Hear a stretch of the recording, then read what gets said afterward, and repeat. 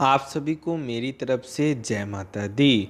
मैं आज आप सभी को जो बात बताने वाला हूँ वो देवी देवताओं से संबंधित है, भगवान ईश्वर से संबंधित है, जिसे अगर सही तरीके से जो सुन ले समझ ले उसे जल्द ही अपने लक्ष्य में सफलता प्राप्त हो सकती है। तो बिल्कुल ध्यानपूर्वक सुनिएगा। आपको हमेशा एक चीज़ याद रखनी चाहिए कि मनुष्य जीवन की सच्ची सफलता भगवान के प्रेम को प्राप्त करने में ही है। भगवत प्रेम की प्राप्ति किसी भी साधन से नहीं होती। यह तभी मिलता है जब भगवान स्वयं कृपा करके देते हैं। अर्थात कि अगर आप चाहें कि मैं पूजा पाठ कर रहा हूँ चाहे करूँगा, ये आपकी इच्छा नहीं, ये ईश्वर की इच्छा है। आज के समय में जो भी भक्त, जो भी साधक, जो भी भाई बंधु जो भजन कीर्तन करते हैं भगवान का, वो सभी भगवान स्वयं चुनते हैं।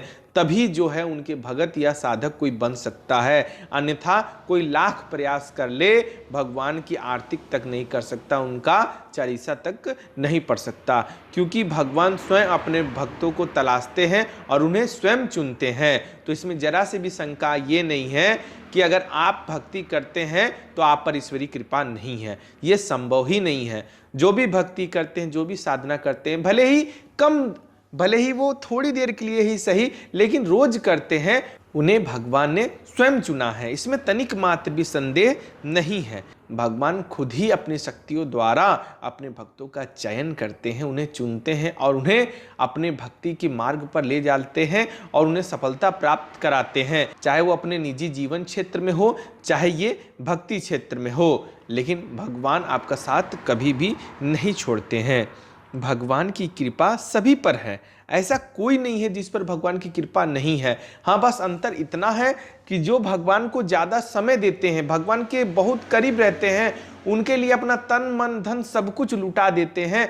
जिन भक्तों ने ये ठान लिया है और ये सोच लिया है, या तक कि उनकी अंतरात्मा ने ये स्वीकार कर लिया है इस जीवन में जो कुछ भी है वो परमात्मा है, ईश्वर, उसके अलावा कोई भी नहीं है, उन्हें भगवान की असीम अनुकंपा प्राप्त होती है। उन्हें भगवान के द्वारा कई सारी चीज़ों का ज्ञान दे दिया जाता है ताकि वो अपने मार्ग में आने वाली अड़चनों को दूर कर सके, और वो स्वयं ना दूर कर पाए तो जगत जननी माता परमपिता परमेश्वर स्वयं आके आपके संकटों को दूर कर देते हैं। इसमें तनिक मात्र भी संदेह नहीं है।